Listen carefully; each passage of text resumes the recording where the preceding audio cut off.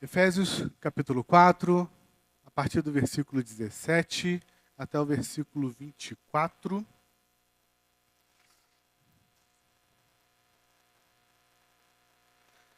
Diz assim a palavra do Senhor. Isto, portanto, digo e no Senhor testifico que não mais andeis como também andam os gentios, na vaidade dos seus próprios pensamentos, obscurecidos de entendimento, alheios à vida de Deus, por causa da ignorância em que vivem, pela dureza do seu coração, os quais, tendo se tornado insensíveis, se entregaram à dissolução, para com avidez cometerem toda sorte de impureza. Mas não foi assim que aprendestes a Cristo, se é que de fato tendes ouvido e nele fostes instruídos, segundo é a verdade em Jesus, no sentido de que, quanto ao trato passado, vos despojeis do velho homem, que se corrompe segundo as concupiscências do engano, e vos renoveis no espírito do vosso entendimento, e vos revistais do novo homem criado segundo Deus, em justiça e retidão procedentes da verdade. Amém? Curva sua cabeça.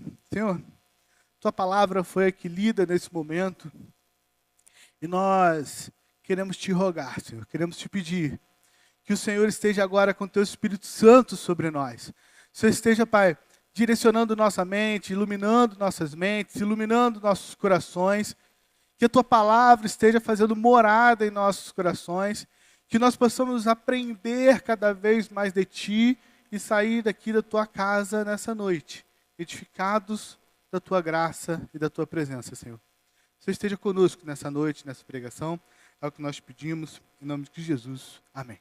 Podemos assentar, queridos. Bom, para quem faz parte do grupo no qual eu e a Andressa somos mediadores, né, do grupo de crescimento e integração, inclusive se você não faz parte de um grupo, eu recomendo fortemente que você procure um grupo para que você possa fazer parte. Quem está no meu grupo já sabia mais ou menos o título da pregação, já sabia da pregação, de todo o encaminhamento, né, que eu quero chegar sobre essa pregação. Esse texto ele foi um dos textos utilizados para os estudos do nosso grupo de crescimento, que falava sobre pecados recorrentes. E esse texto, para mim, ele mostra que, na verdade, na vida do cristão, por mais que nós tentemos nos livrar dos nossos pecados, por mais que nós tentemos seguir uma vida correta diante de Deus, a gente só vai conseguir isso mesmo na sua plenitude, na sua perfeição, no final dos tempos, no dia do Senhor, como foi dito aqui através do profeta Joel. Então a nossa vida de santidade, a nossa vida cristã cotidiana, ela é um eterno ciclo. E é sobre isso que eu quero falar essa noite. É um ciclo vicioso de pecado que nós temos na nossa vida. A questão de contextualização desse livro, a carta de Paulo aos Efésios, ela faz parte das chamadas cartas da prisão. Paulo escreve essa carta e outras também, né? Efésios, se eu não me engano, Colossenses, são cartas irmãs. Ele escreve quando ele está preso em Roma. Paulo, ele já tinha passado pelas experiências mais dolorosas da vida por pregar o evangelho. Paulo já tinha sido chamado de tagarela, que é o menor dos problemas, né? Você ser chamado de tagarela, isso aí é uma coisa tranquila. Muitas vezes a gente é chamado de tagarela também. Mas Paulo ele já tinha sido chamado de tagarela. Paulo já tinha sofrido perseguição. Paulo já tinha sofrido prisão. Paulo já tinha sofrido açoite. Paulo já teve que sair fugido de cidade. Paulo já teve que se esconder em outras cidades. Tudo por conta de pregar o evangelho. E nesse momento que ele escreve a carta aos Efésios, Paulo já tinha sido preso em Jerusalém, já tinha passado pelo seu naufrágio até Roma, e já estava estabelecido, entre aspas, em Roma, preso, aguardando o seu julgamento perante César. Paulo já tinha realizado suas 3 viagens missionárias. Então Paulo já era um missionário experiente. Já era um pregador da palavra experiente. Ele já sabia que a sua morte estava próxima. Então, a carta que ele escreve aos Efésios, a carta que ele escreve a essa igreja, ela tem um apreço para nós cristãos de hoje muito grande. O apóstolo Paulo, nessa carta, ele vai falar sobre os grandes temas da fé cristã. Se você acompanhar, é uma carta pequena. Acredito que você consiga ler ela, no que a gente diz, numa sentada, né? Senta um dia, começa a lê a carta por inteiro. As cartas da Bíblia, as cartas do apóstolo Paulo, as cartas gerais de Tiago, de Pedro, de João, são cartas, entre aspas, pequenas. E tem uma regra de interpretação bíblica que parece, a gente compara um pouquinho as cartas aos e-mails. Você não pode simplesmente pegar um e-mail e ler só o 4º parágrafo, porque você não vai entender nada. Você precisa ler a carta por inteiro, você precisa ler o e-mail por inteiro. Então tenta ler numa sentada e você vai ver que nessa carta aos Efésios, na introdução, Paulo ele já leva os seus leitores a uma doxologia, ele já leva os seus leitores a render graças a Deus. Depois ele começa a despejar as verdades mais gloriosas acerca da obra da Trindade. O Wellington citou aqui, a gente trabalhou esse início da carta aos Efésios na classe hoje pela manhã. Paulo ele vai começar a falar sobre as verdades gloriosas, sobre a obra da Trindade, sobre como a Trindade trabalha, sobre como Deus Pai, ele elege os seus escolhidos, como Deus Filho, ele regenera, ele redime esses escolhidos, e como o Espírito Santo faz esses redimidos perseverar em santidade. Paulo também ele trata temas como a reconciliação entre judeus e gentios. Ele vai falar sobre o ministério do Evangelho, sobre a plenitude do Espírito, sobre a família, sobre a batalha espiritual. Então, queridos, a gente pode ver por esses temas que a carta de Paulo aos Efésios não é uma carta só teológica, teórica teológica. Ela é uma carta prática. Ela é uma carta que traz muita prática para a nossa vida cristã. Ela desenvolve princípios que devem nortear a nossa família e nortear a nossa igreja na escuridão que nós temos nesse mundo. Como foi muito bem dito aqui, todos nós temos ciências do... alguns disseram que foi secularização. Né? Tem um professor meu que ele postou e falou, não é secularização não, isso é profanação. O que fizeram na abertura dos Jogos Olímpicos esse ano, em que eles fizeram a cena da Santa Ceia, se você não está sabendo, você agora fique sabendo, eles fizeram a cena da Santa Ceia com drag queens. Isso é uma profanação do Evangelho. Estava até conversando com o André, falei assim, quero ver eles zoarem o islamismo, né? Os islamistas eles não fazem isso, não. Porque da última vez que um francês tentou zoar o islamismo, sabe o que aconteceu, né? Terrorismo. Mas zoar o cristianismo é boa. Você fazer uma cena de Santa Ceia é tranquilo. O nosso mundo jaz em perdição, queridos. Não ache que as coisas vão ficar melhores a partir de agora. Você pode ter uma melhora tecnológica, né? Deus abençoa a gente com a graça comum para termos uma melhora tecnológica, ter uma melhora na saúde e tudo mais. Mas o mundo, ele sempre jaz no maligno. Ele sempre foi do maligno. Esse mundo sempre esteve em escuridão desde a queda de Adão. Então, no início do capítulo 4 da carta aos Efésios, Paulo ele vai falar sobre a unidade da igreja. E ele vai tratar nesse capítulo 4 duas questões muito importantes para a igreja cristã. Primeiro, Paulo vai falar sobre a unidade da igreja. E na continuação do capítulo, que é o que a gente acabou de ler, Paulo ele começa a desenvolver sobre a pureza da igreja. Como a verdadeira igreja de Cristo, ela deve lutar contra o pecado a todo momento. Como essa verdadeira igreja de Cristo deve lutar contra o pecado recorrente durante toda a sua vida. A pureza, queridos, ela é uma característica do povo de Deus, tão indispensáveis a nós quanto a unidade. Muitas vezes eu vejo muito isso acontecendo, a gente quer falar sobre comunhão, a gente quer falar sobre unidade, como nós devemos ser amigos dos nossos irmãos, como nós devemos nos suportar uns aos outros, mas a gente esquece de falar sobre a pureza da igreja.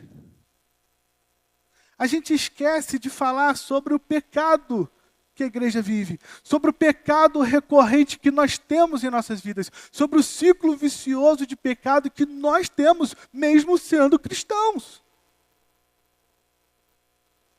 Toda a vida cristã, ela começa com arrependimento. O arrependimento, ele é uma mudança na sua mente. É entender que a gente tem que parar de praticar alguns atos que anteriormente a gente praticava. Quando nós nos convertemos verdadeiramente, quando nós nos arrependemos e nós nos convertemos a Cristo, a gente começa a entender que a gente deve parar de praticar algumas coisas que a gente fazia antes e que a gente achava super normal. A gente começa a entender que os nossos atos, por mais normais que pudessem parecer para a gente, eles são errados diante de Deus. E para exemplificar isso, Paulo começa falando nesse capítulo que a gente acabou de ler, sobre como a vida dos pagãos era em relação à vida dos cristãos. Olha o que Paulo vai dizer que como a vida dos pagãos, como a vida dos gentios era, a partir do versículo 17. Primeiro ele vai falar assim, olha, os gentios eles são vaidosos em seus pensamentos, em seus próprios pensamentos. O capítulo 4, versículo 17 diz assim, isso, portanto, digo e o Senhor testifica que não mais andeis como também andam os gentios, na vaidade dos seus próprios pensamentos. Paulo aqui está dizendo que os gentios, Paulo vai começar a mostrar aqui para a gente uma decadência moral em que os gentios, em que as pessoas de fora, os pagãos, eles têm com a sua estruturação ética e moral. Ele vai mostrar como tem uma espiral decadente nesse pecado. Primeiro, ele mostra que esses gentios, eles têm vaidade dos seus próprios pensamentos. Vaidade dos seus próprios pensamentos é, eu sei do que eu estou falando. Eu tenho inteligência, eu tenho conhecimento. E não é isso que os gentios falam, não é isso que os pagãos falam. Pode conversar com qualquer um na rua. Pode conversar com um cristão também, ele também vai falar isso. Por isso que a gente está falando sobre ciclos viciosos de pecados na nossa vida. Quem não conhece a Deus, ele não conhece o mundo ao redor, nem a si mesmo. A gente só consegue conhecer o mundo ao nosso redor, a gente só consegue conhecer realmente a nós mesmos quando nós conhecemos a Deus. Os gentios, eles têm muita ciência, mas eles têm pouca sabedoria. Não é isso que Salomão vai dizer lá em Provérbios? Que a sabedoria, ele vem do Senhor. O homem até pode ter muito conhecimento, mas ele nunca vai ter a sabedoria essencial para a vida. E aí Paulo continua nessa decadência moral dos gentios. Ele vai dizer no início do versículo 18, que agora os gentios também, eles, além de ter vaidade dos seus próprios pensamentos, eles são obscurecidos de entendimento. Eles têm o entendimento obscurecido. Eles acham que são inteligentes, iluminados, porque eles rejeitam a Bíblia. Com certeza você já ouviu alguém falar para você, mas você acredita na Bíblia? Essa Bíblia é escrita por homens? Não é você que diz que todos os homens são pecadores? Como assim você acredita numa Bíblia que foi escrita por homens pecadores? Eles se acham iluminados por conta disso. Mas na verdade, Satanás cegou as suas mentes. É o diabo que cega a mente dos homens para que eles possam se achar iluminados, rejeitando a Bíblia, deixando a Bíblia de lado. Paulo também vai dizer, no continuação do versículo 18, que os gentios eles estão alheios à vida de Deus por causa da ignorância em que vivem. Quem vive, os gentios eles vivem separados de Deus. Eles adoram outros deuses e abandonam o Deus vivo. Queridos, todo homem, nós acreditamos na teologia, que ele é um homem religioso. Que ele é um homem que tende à religião. Ele tende à adoração a algum Deus. E se ele está afastado da vida de Deus, se ele está afastado de Deus, que é essa consequência da queda nas nossas vidas, nos afastar de Deus, esse homem então ele precisa adorar alguma outra coisa. Um livro sensacional que eu sempre cito é Deuses Falsos de Tim Keller. A gente fica na nossa cultura achando que adorar aos outros deuses é adorar a Baal, adorar a outros deuses lá do Antigo Testamento. Não, queridos. Nós temos deuses em nossos corações.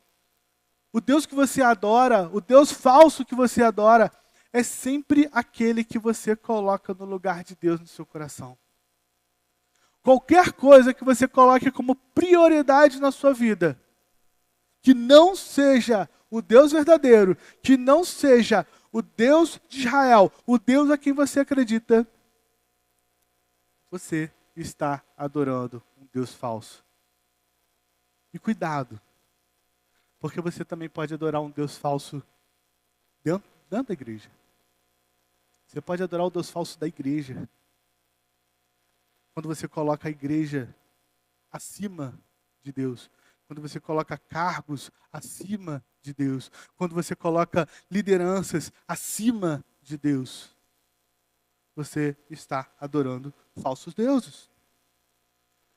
Paulo também diz que os gentios eles vivem na ignorância. Então, como eles não conhecem a Deus, eles não recebem a sabedoria que vem de sua revelação da Bíblia e são escravos da sua ignorância. Você percebe como Paulo vai mostrando aqui uma espiral decadente? Como Paulo vai mostrando como o gentio ele cada vez se afunda mais, como o pagão cada vez cai mais na situação de pecado. Como o homem, ele cada vez mais vai descendo ao fundo do poço espiritual. É isso que Paulo está mostrando aqui. E por fim, lá no final do versículo 18, Paulo ele vai mostrar assim, os gentios também são duros de coração. A palavra dureza, que Paulo usa aqui no original, no grego, ele significa petrificar. Esse dureza de coração é petrificar, é tornar duro, é insensível. O coração do homem gentio, o coração do homem pagão, ele é um coração insensível, ele não tem mais sentimento, ele não consegue mais ser sensibilizado. Essa palavra ela chega a significar a perda total da capacidade sensitiva. Eu fiz uma cirurgia no joelho, né? Eu rompi o ligamento cruzado anterior. Eu sou esportista, né? Eu sou atleta, né? Então, eu jogava futebol americano, né? E eu rompi o ligamento cruzado anterior. Tive que passar por uma cirurgia para reconstrução do ligamento. Durante a cirurgia, essas coisas acontecem, tá? Não é erro médico, não é nada disso, é normal, acontece. Acabou ali durante a cirurgia cortando algum nervinho que inerva uma parte da minha canela. E eu não sinto. Tem uma parte aqui na minha canela que eu não sinto. Não modifica em nada a minha vida, né? A não ser quando a Andressa vai me bater, que aí eu falo que ela vai bater na canela, que aí eu não sinto, né? Não modifica em nada. E é exatamente isso que acontece com o coração do gentio. É exatamente isso que acontece no coração daqueles que não estão dentro da vontade de Deus. eles se tornam insensíveis, eles não sentem mais nada, eles não sentem mais dor, eles não sentem mais emoção, eles não sentem mais nada. É isso que acontece no pecado. No começo, quando a pessoa começa a pecar, ela começa a sentir vergonha de pecar. Só que depois ela começa a perder o pudor, ela começa a perder o temor, começa a perder o horror por aquele pecado. Ela sabe que ela está pecando, mas ela vai perdendo isso. Ela peca sem remorso e sem pesar. A consciência ela se torna uma pedra. E o estágio final é a perda total da tristeza pelo pecado. No final, só sobra a conduta ultrajante, sem qualquer preocupação com padrões pessoais, nem sanções sociais. Ou seja, a pessoa fica sem sensibilidade. Ela não tem medo mais de ser pega no pecado. Ela não tem medo mais de ser pega, até se ela tiver descumprindo alguma lei civil e ela possa ser presa mesmo na prisão por isso, ela começa a perder essa sensibilidade. Não é isso que acontece com os transtornos que tem psicológicos por aí, que a gente vê bandidos e ladrões fazendo? Por que você matou esse homem? Matar é normal. Estava vendo um filme ontem que a redenção foi o menino, se ele matasse quem ele queria matar, ele tomaria gosto por aquilo. E é isso que acontece. Quando você começa a pecar, quando você prova daquilo, você começa a tomar gosto. Quando você não é descoberto, quando não acontece nada, normalmente no início não vai acontecer nada. Você começa a tomar gosto, você começa a perder a sua sensibilidade. Mas não para por aí. Paulo também ele vai dizer lá no início do versículo 19 que os gentios eles se entregam à dissolução para cometer toda sorte de impureza. Olha, os quais, tendo se tornado insensíveis, se entregaram à dissolução para com avidez cometerem toda a sorte de impureza. A dureza do coração leva às trevas mentais. Depois a insensibilidade da alma e finalmente a vida desenfreada. É uma espiral descendente, como eu disse. Nesse estágio de pecado é o homem que já perdeu completamente a vergonha e já não se importa mais com a opinião dos outros. E por fim, o apóstolo Paulo, ele mostra que os gentios eles se entregam à avidez. Esse é o desejo ilícito de possuir o que pertence ao outro. A avidez é você querer o que o outro tem, que não é direito seu, mas você quer. Ou seja, o homem ele está disposto a sacrificar até o seu próximo para satisfazer os seus caprichos. Não é isso que a gente acontece todos os dias? Se eu quero o dinheiro que uma pessoa quer, o que o ladrão faz? Eu mato, sacrifico, simples. Se eu quero chegar a uma determinada posição no meu trabalho, o que eu faço? Sacrifico o outro. Elimina a concorrência. Às vezes não matando, mas você destrói a vida da pessoa. Isso é o que o pecador faz. Esse é o retrato da sociedade pagã de Paulo, mas também é o retrato da nossa sociedade hoje. A pergunta que fica é, será que nós, cristãos, estamos verdadeiramente vivendo em santidade? Ah, Felipe, você falou isso tudo aí, mas eu não sou assim não. Eu sou um regenerado, eu sou um justificado por Deus.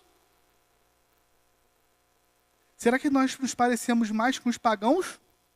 Ou com os cristãos que Paulo fala depois aqui?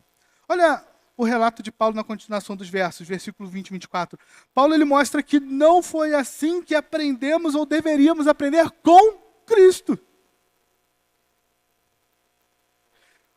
Olha o versículo 20. Mas não foi assim que aprendestes a Cristo, se é que de fato o tendes ouvido e neles fostes instruídos. Aprender com Cristo representa ter um estreito relacionamento com Ele. É aprender com Cristo, não de Cristo. Ou sobre Cristo. Aprender sobre Cristo é ter uma informação sobre Cristo. Uma pessoa pode muito bem conhecer sobre Cristo e não ser realmente salva. A conversão básica, ela deve ser seguida pela conversão diária. Querido, você passa sim por uma conversão na sua vida. Por um momento em que a virada de chave, por um momento em que o interruptor ele muda.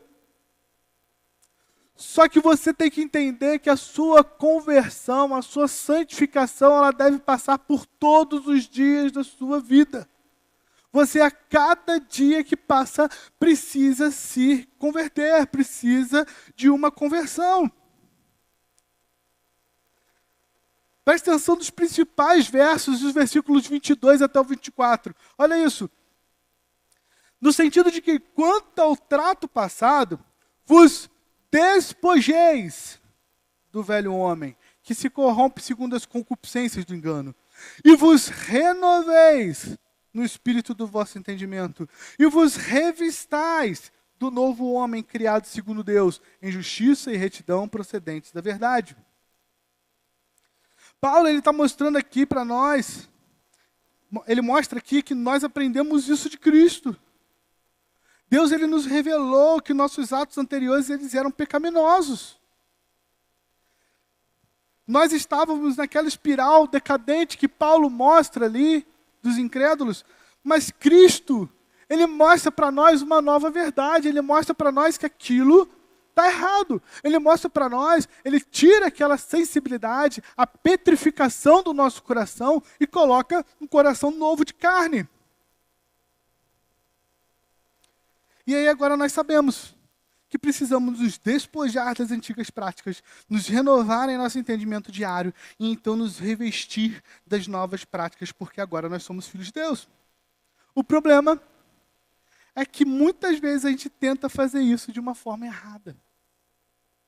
E por isso nós entramos num ciclo vicioso de pecado em nossas vidas. A gente já entendeu, a gente já aprendeu que a gente precisa se despojar do velho homem. A gente já entendeu que a gente precisa renovar a nossa consciência. A gente já entendeu que a gente precisa nos revestir do novo homem. O problema é que a gente faz isso de forma errada, a gente faz isso sem Cristo. A gente quer fazer isso pelas nossas próprias forças. A gente tenta seguir esse passo a passo pelas nossas próprias forças. É por essa razão que vivemos nesse ciclo vicioso dos pecados recorrentes em nossas vidas. É por isso que nós não conseguimos acompanhar o rei Davi e sermos homens e mulheres segundo o coração de Deus. Querido, quando Davi ele pecava, ele pecava muito. Os pecados de Davi foram grandes. Deus impede que Davi construa um templo para o Senhor justamente por conta dos pecados, porque muito sangue tinha sido derramado pela vida de Davi. Pelas mãos de Davi. Só que Davi tinha uma diferença. Davi, quando ele entendia o pecado, e ele se arrependia daquele pecado, se arrependia daquele erro que ele tinha cometido, ele imediatamente colocava-se aos pés de Deus e pedia perdão, e pedia ajuda para Deus, para que ele pudesse se revestir do novo homem. E é assim que a gente tem que ser. Desculpa. Como cristãos, sabemos que somos pecadores. Sabemos que erramos. Porém, tentamos resolver com as nossas próprias obras. O pecado original é exatamente esse. É querer se igualar a Deus. E ele continua pulsando forte nos nossos corações.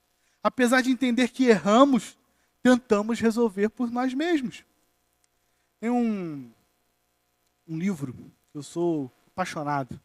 C.S. Lewis. Todo mundo, quem me conhece, quem conversa um pouquinho comigo, sabe o quão apaixonado por Crônicas de Nárnia eu sou. Por aquele mundo criado por C.S. Lewis. E as dicas e as conjecturas que ele passa para nós através de uma coisa tão simples, de uma ficção, ele consegue passar para nossas vidas. Se você ainda não leu as Crônicas de Nárnia, também sugiro fortemente, junto com ir para o grupo de crescimento e integração da igreja, você também lê as Crônicas de Nárnia. Ah, Felipe, é um livro infanto-juvenil. Mas vai fazer uma diferença na sua vida, que eu te garanto que você vai sair renovado depois da leitura. Se você não quer ler, pelo menos assiste os livros. Não é a melhor coisa, não. Mas é que os livros, os filmes feitos do livro das Crônicas de Nárnia não são ruins, não. É uma adaptação bem feita. O problema é que não tem toda a história ali. Então, o livro normal são 7 livros, né? A gente só tem 3 filmes. Dá para sair um quarto aí. Tomara a Deus que saia. Melhor do que ficar assistindo a abertura das Olimpíadas. Então, nesse livro, o terceiro filme das Crônicas de Nárnia, aí eu não vou saber exatamente qual livro que é o Viagem do Peregrino da Alvorada. Os personagens principais, né, Estáquio e Lúcia, eles são levados a Nárnia novamente e eles fazem uma viagem num barco com os narnianos. Eles estão indo atrás, né, de Aslan, que personifica Cristo ali, né? Isso é comprovado, tá, gente? C.S. Lewis ele escreveu para isso mesmo. Não é invenção da nossa cabeça, não. Então, desculpa pelo spoiler que eu vou dar aqui agora, mas esse livro já passou, esse filme já passou até na Globo, tá? Então é tranquilo. O que acontece no filme? Eustáquio, em algum momento, Eustáquio é o primo de Lúcia, né? Ele é um personagem novo. E ele, num determinado momento do filme, eles chegam até uma ilha em que essa ilha tem um tesouro grandioso. Só que eles são fortemente recomendados a não tomar nada que é deles. O destaque aqui é exatamente a figura do incrédulo que Paulo mostra em Efésios. Eustáquio, ele é exatamente o incrédulo que tem uma vaidade dos seus próprios pensamentos, que obscurece o seu entendimento, que é alheio à vida de Deus, que causa ignorância em que vive, tem dureza de coração. Estáquio é esse menino pagão. Ele tem todas as características que Paulo mostra nessa passagem. Ele é soberbo, ele é prepotente, ele é sem sabedoria, ele é vaidoso, ele é ignorante, ele é duro de coração. E o pior, ele é ávido em ter um tesouro que não é dele. E por conta dele pegar uma parte do tesouro que ele não deveria ter pegado, ele é amaldiçoado e se transformado em um dragão. E aí tem todo o desenrolar do filme que acontece com ele tentando transformar a sua vida. Ele percebe que ele ser um dragão é uma coisa ruim. Ele começa a pensar assim, e quando eu voltar para minha casa, como é que eu vou ser? Eu vou continuar um dragão? E ele tem uma busca por tentar resolver isso. E é nessa situação que a vida dele começa a ser transformada. Ele passa por um processo de regeneração. Ele reconhece seus erros. Inclusive é com a ajuda dele que os personagens são salvos no final do filme. Só que ele não deixa de ser um dragão. Mesmo ajudando. Mesmo entendendo os erros que ele passa. E após esse processo de amadurecimento espiritual, entre aspas, ele foge da presença de todos e começa a tentar remover a pele de dragão dele, as suas escamas, e deixar de ser um dragão. Com as próprias unhas ele começa a se cortar, ele começa a tentar se arrancar. Só que por mais que ele tente, por mais que ele se arranhe, por mais que ele se rasgue, por mais que ele se machuque, ele não consegue deixar aquela situação. Ele não consegue. E é exatamente assim que nós somos. A gente já entendeu o nosso erro. A gente já entendeu que nós somos pecadores, mas a gente tenta, pelas nossas próprias forças, resolver isso. E aí é quando Aslan, ele chega até ele e o transforma novamente em menino. E aí quando Eustáquio, ele vai contar isso aos seus amigos, ele diz que foi um procedimento extremamente doloroso. Que ele chegou a desejar a morte, mas que agora ele entende e foi restaurado. Ele diz que, nas palavras dele, a princípio ardeu muito, mas em seguida foi uma delícia. E é isso que Cristo faz em nossas vidas. É isso que Cristo traz para nós quando nós entendemos esse ciclo vicioso de pecado que nós vivemos e nós nos colocamos aos pés de Cristo e nós nos colocamos em Cristo e pedimos para que Ele arranque de nós esse pecado. Querido, no início vai arder muito, vai doer muito, vai machucar muito, mas no final vai ser uma delícia.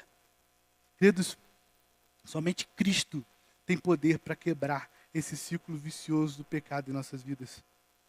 Tem 3 palavras muito importantes no final desse texto, que muitas vezes nós não percebemos, e é por isso que tentamos quebrar esse ciclo do pecado por nós mesmos.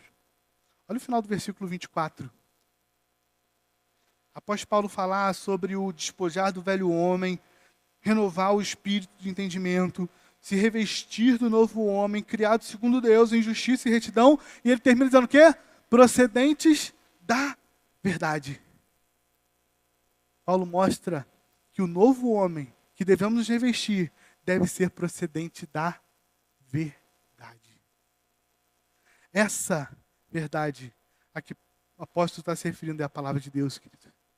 Somente conhecendo verdadeiramente a palavra de Deus é que nós podemos realmente compreender como o ciclo dos pecados recorrentes em nossas vidas pode ser quebrado. Somente quando nós nos despojarmos do velho homem, renovarmos nossa consciência e nos revistarmos do novo homem baseado na palavra de Deus, é que esse ciclo maldito pode ser quebrado em nossas vidas. Querido, Lázaro, ele esteve na sepultura por 4 dias. Cristo ressuscitou, né? Lembra? Chega, Lázaro, saia para fora. Cristo ressuscitou Lázaro. Lázaro se levantou do sepulcro. Só que quando ele se levantou do sepulcro, ele saiu para fora da tumba que ele estava, ele ainda estava coberto com as mortalhas que estavam fachando ele. Até que Cristo ordenou: desatai-o e deixai-o ir. Queridos, quem dá ordem é Cristo. Quem dá ordem de desatar as correntes do pecado sobre sua vida é Cristo. Não adianta você tentar desatar essas correntes pelas suas próprias forças. Não adianta, sem querer tomar a ordem de Cristo, a gente tentar tirar a roupagem do velho homem, nos revestir das roupagens do novo homem. Não adianta. Essa ordem tem que partir de Cristo. Louvor, pode subir. Querido, essa é a mensagem de Deus para a sua vida nessa noite. Entenda que você tem um ciclo vicioso de pecado. Entenda que por mais que você seja cristão, por mais que você esteja todo domingo na igreja, por mais que você venha toda quinta-feira no estudo bíblico, por mais que você venha todo domingo na escola dominical, você ainda tem um ciclo de pecado na sua vida. Você ainda tem um ciclo vicioso de pecado na sua vida. Lá no nosso grupo eu falei que nós somos pecadores anônimos. E é exatamente isso, querido. Nós somos pecadores anônimos. Nós nos reunimos justamente em irmãos para que a gente possa colocar esses nossos pecados para fora. Cuidar desses nossos pecados através do sangue de Jesus. Querido, eu sei que você tem um pecado recorrente na sua vida. Eu tenho. A liderança da igreja tem. A igreja toda tem. Todos nós somos pecadores. Mas você também tem. Se você acha que você não tem um pecado recorrente, talvez esse seja o pecado da sua vida. Você se achar, está tão soberbo, ensoberbecido, que você acha que você não tem um pecado. Todos nós somos pecadores. Todos nós passamos pelo processo de regeneração. Sabemos que nossos atos eles são pecaminosos porque Deus assim nos revelou. Mas a gente esquece que é somente Cristo que pode nos livrar desses atos pecaminosos. A gente tenta nos livrar da nossa sujeira, das amarras do pecado por nós mesmos. Mas, meu irmão, para de tentar lutar sozinho. Você não vai conseguir. Não adianta você tentar lutar por você mesmo, você não vai conseguir. Peça que Cristo te liberte. Peça que Cristo remova esses trapos imundos e renove a sua escamação de vida. Vai doer, como o Eustáquio disse lá nas Crônicas de Nárnia. Vai doer, vai ser doloroso. Léo usou muito bem hoje de manhã a palavra de Agostinho. Agostinho diz que a palavra de Deus feriu, machucou. E é isso que a palavra de Deus faz, ela fere, ela machuca. Mas é através dela que vem a salvação sobre nossas vidas. Será um processo doloroso, meus queridos, mas vai valer a pena. Curva sua cabeça. Curva sua cabeça. Coloque-se em espírito de oração. Pensa no pecado que você comete recorrentemente. E como eu disse, se você acha que não tem um pecado, talvez esse seja o seu próprio pecado. Achar que não tem. Achar que você é puro, que você é santo. Deus, nós queremos colocar nossas vidas diante de Ti, Senhor. Senhor, que a Tua palavra, como disse Agostinho, esteja ferindo os nossos corações, esteja fazendo um rasgo profundo na nossa alma. Sabemos, Pai, que vai doer, sabemos que é doloroso, que é difícil. Nós queremos dia após dia voltar para aquele pecado, Deus. Mas que nós estejamos entendendo que o Teu Filho morreu na cruz por nós, justamente para que nós pudéssemos ser justificados desses pecados, Pai. Então, através dele, Pai, então através do Teu Filho, mostre a nós, capacite a nós para que nós possamos nos despojar do velho homem, para que nós podemos colocar esse velho homem para fora de nossas vidas. Que nós estejamos sendo renovados na nossa consciência cristã. E assim, podermos nos revestir do novo homem enviado por Ti sobre nossas vidas, Senhor. Sabemos que é só através do Teu Filho que nós podemos cumprir essa Tua vontade, Deus. Que o Senhor esteja assim nos abençoando. Que o Senhor esteja assim, Pai, renovando nossas vidas. Que nós entendamos que é só através de Ti que vem a cura de nossas almas. É o que nós pedimos, em nome de Cristo Jesus. Amém.